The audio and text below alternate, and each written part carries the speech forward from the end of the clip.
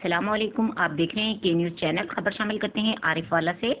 आरिफ वाला में भी मुल्क भर की तरह पेट्रोलियम मसनूआत के रेट बढ़ते ही अवाम में गम गुस्से की लहर दौड़ गई। इस हवाले से बता रहे हैं हमारे नुमाइंदे मोहम्मद शफीक फूल। जी शफीक, बताइएगा।